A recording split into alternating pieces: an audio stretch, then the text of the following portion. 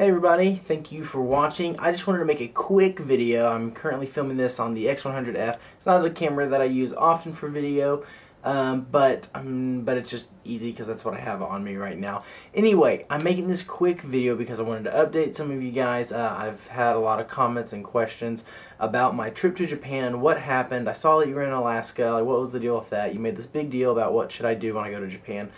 Well, I can't get into all the details, but long story short, about 3 days before I was going to leave for Japan, my brother and his wife had a child, and there were some complications with the birth that were complicated enough for my wife and I to say, you know what, let's not go to Japan right now, because if something happens with the baby, I want to be with my brother and my sister-in-law. Like I said, I can't go into the details, but long story short, my niece passed away about 7 days after she was born. That, and a mixture of a whole bunch of other stuff that's happened this summer, has kind of kept me from posting and creating much fuji or camera content over the last month and a half to 2 months. But I am getting back in the swing of things. I did go on an Alaskan trip to kind of make up for Carmen and I not being able to go to Japan. I mean, I booked the Japan trip to be largely centered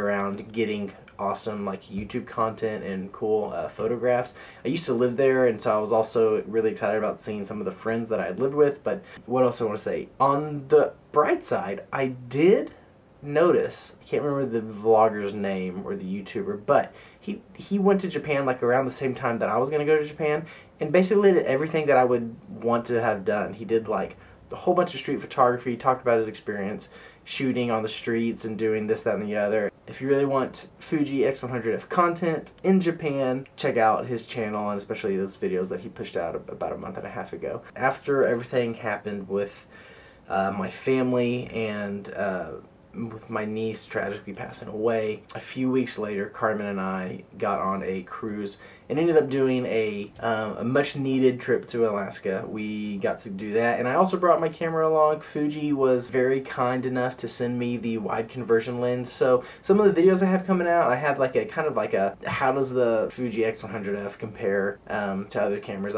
as a travel camera. I have one that's coming out that kind of compares every possible focal length of the X100 system. That includes with and without the digital teleconverters. I have a fun bag comparison video. So I bought the Peak Design sling after a lot of people suggested that bag. Turns out I'm not a huge fan of it. I used it for about two or 3 months. I just want to let you guys know there's a lot more content coming out. I'm really sorry that the Japan trip didn't happen, especially since I made such a big deal out of it before I even went.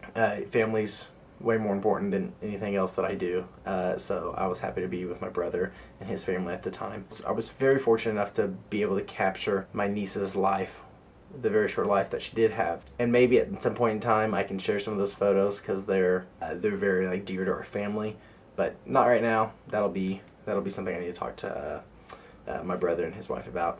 But anyway, thank you guys for all the positive comments. I've hit 1,000 subscribers. I know it's not a big deal to a ton of people, but it's kind of fun for me, especially since I wasn't trying to do a lot with this channel. But you guys are encouraging me too. Thank you for the positive energy.